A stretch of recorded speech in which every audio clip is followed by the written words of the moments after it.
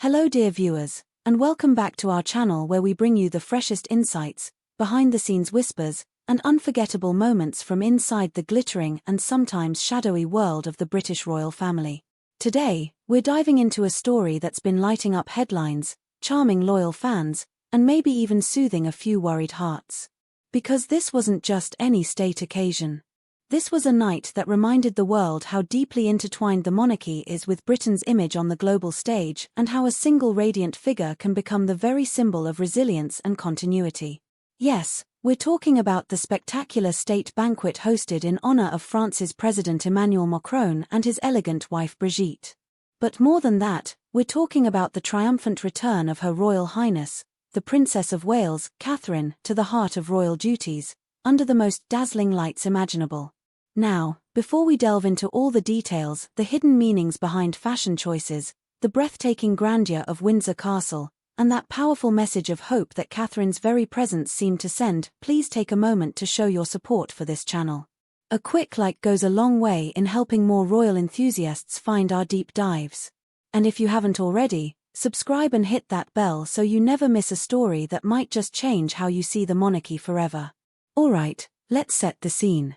The air was practically electric across Britain as the date of President Macron's state visit drew near. State visits aren't just fancy dinners. They're intricate dances of diplomacy, traditions honed over centuries, carefully orchestrated symbolism, and a very visible showcase of the UK's soft power. In other words, they matter. A lot. And this particular visit carried an extra layer of suspense. Because for weeks, palace watchers had been whispering the same anxious question: would the Princess of Wales attend? Would we see Catherine step back into the spotlight after her deeply personal health battle, one that had left millions holding their breath in solidarity? So when Kensington Palace confirmed that she would not only greet the Macrons but also attend the state banquet, it felt like a collective sigh of relief swept through the nation, maybe even through the entire Commonwealth. Catherine's participation wasn't simply protocol. It was a heartening sign of her recovery, of the monarchy pressing on with grace, and of the power of quiet courage. The day of the official welcome dawned bright, with an edge of summer softness that seemed almost poetic. RAF Northolt, a site heavy with military heritage, was chosen for the ceremonial welcome. And there, stepping out to greet France's presidential couple on behalf of King Charles, were the Prince and Princess of Wales. Catherine's outfit immediately set tongues wagging. She wore a striking ensemble from Dior. Now, royal fashion is never just about looking pretty, though of course she did. It's a diplomatic language all its own. By choosing a French house, Catherine delivered a subtle yet unmistakable sartorial compliment to her guests, paying tribute to France's rich cultural influence. For seasoned watchers of royal statecraft, it was another moment that proved she knows exactly how to wield the soft tools of monarchy. The handshake, the warm smiles, the brief but meaningful small talk, all of it was captured by cameras flashing like mad. And around the world, images of Catherine and William welcoming President Macron went viral within minutes. For many, these weren't just charming snapshots. They were reassurance that despite personal challenges, the future faces of the monarchy were standing firm. But of course, the jewel of the evening was yet to come. As the sun dipped below Windsor's ancient towers, guests began to arrive for the state banquet, a truly lavish affair hosted at Windsor Castle's breathtaking St. George's Hall. Because of extensive renovations at Buckingham Palace, this was the first time since 2014 that such a banquet unfolded within Windsor's storied walls. Imagine the scene: a single magnificent table stretching 50 meters end to end, meticulously set with priceless crystal, polished silver, and floral arrangements that seemed to glow under the vaulted ceilings. Around 160 guests, from royal relatives to top British ministers to French dignitaries and international ambassadors, took their seats for a meal that was equal parts diplomacy and drama. Then came the moment everyone had been waiting for. The doors opened, and in swept the Princess of Wales. Cameras clicked so furiously it was like a summer storm. Catherine wore a glittering tiara, the formal badge of royal power and continuity, paired with a sweeping evening gown that left even the seasoned royal correspondents fumbling for superlatives. This was her first tiara appearance since 2023, her first since sharing her diagnosis with the world. Seeing her return to such an emblematic royal image, calm, elegant, composed, sent an unmistakable signal. The princess was back, and the monarchy's delicate chain of tradition remained unbroken. Observers also noted the echoes of history. Just as her late mother-in-law, Princess Diana, once turned heads and hearts at countless state occasions, Catherine's appearance stirred memories and added new chapters to an ongoing royal story. Her choice of jewels often nods to Diana's legacy, binding the past and the present with silent emotional power.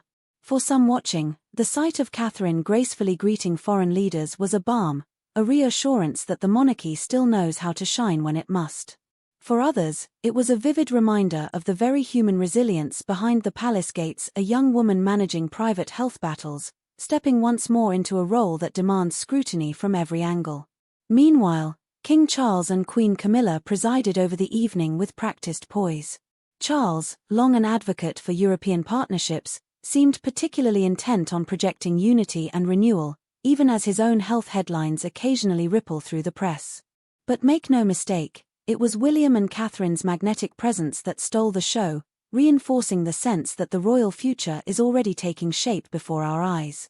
The banquet itself followed every inch of ancient protocol, from the order of toasts to the dazzling service of courses that showcased the finest of British produce.